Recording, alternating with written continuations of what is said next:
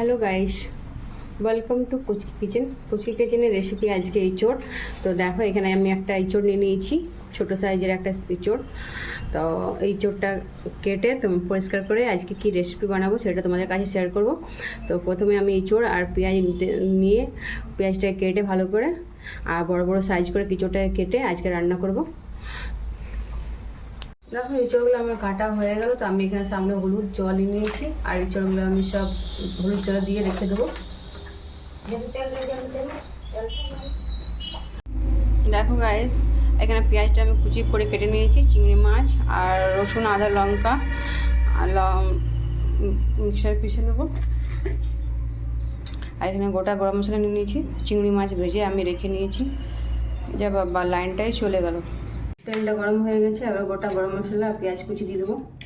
তো গরম মশলা আমি একটা এলাচ নিয়েছি আর লং নিয়েছি আর জয়িত্রী নিয়েছি, দিয়ে দিলাম।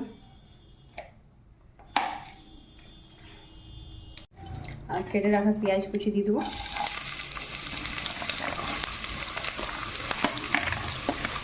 পেঁয়াজটাকে লাল করে ভেজে নেব।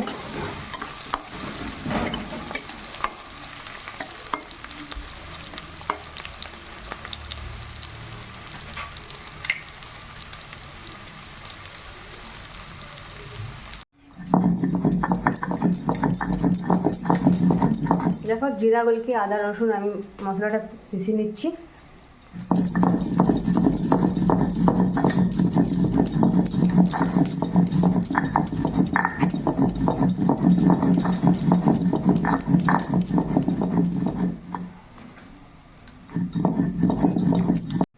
মশলাটা আমার পেছানো হয়ে গেছে। পেঁয়াজটি দেখো লাল করে ভাজা হয়ে অনেকটা হয়ে এসছে। এবার মশলা দিয়ে দেবো।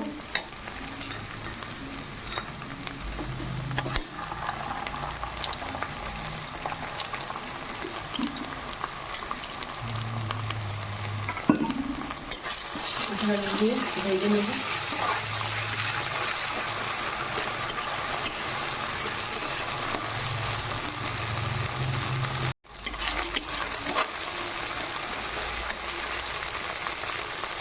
হলুদ,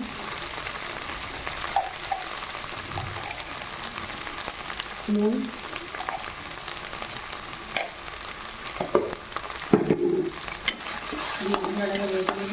কাশ্মীরি রেড চিলি পাউডার দিয়ে মশলাটা কষিয়ে নিয়েছি। অনেকটা তেল বেরিয়ে এসেছে। এবার কাশ্মীরি পাউডার দিয়ে এবার কাঁচা দিয়ে ফেলে দেবো। এই চোরটা বানাচ্ছি।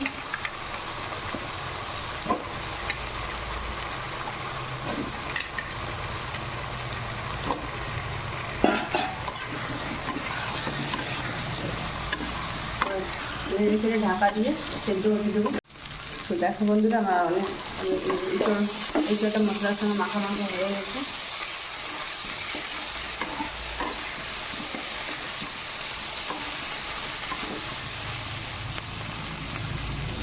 অল্প সেদ্ধ হয়ে গেছে,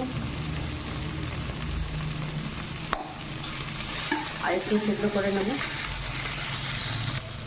আর এখানে চিংড়ি মাছ ভাজা আছে, চিংড়ি মাছ ভাজা দিয়ে দেবো।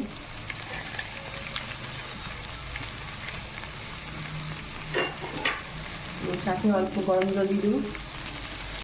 একটু গরম জল দিয়ে সেদ্ধ করে দেবো।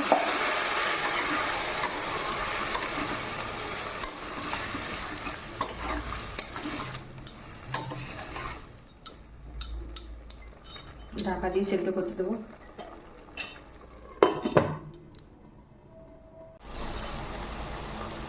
দেখো, আমার ইঁচড় চিংড়ির রেসিপিটা একদম রেডি হয়ে গেল।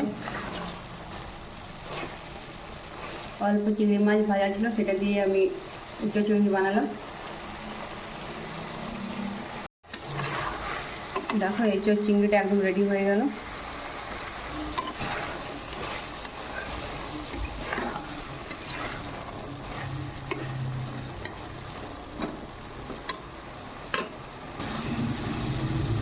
তোমাদের কাছে ইঁচড় চিংড়ির রেসিপিটা কেমন হয়েছে তোমরা অবশ্যই কমেন্ট করে জানাবে, এবং নতুন থাকলে সাবস্ক্রাইব করো আর ফেসবুকে গিয়ে ফলো করে দিও।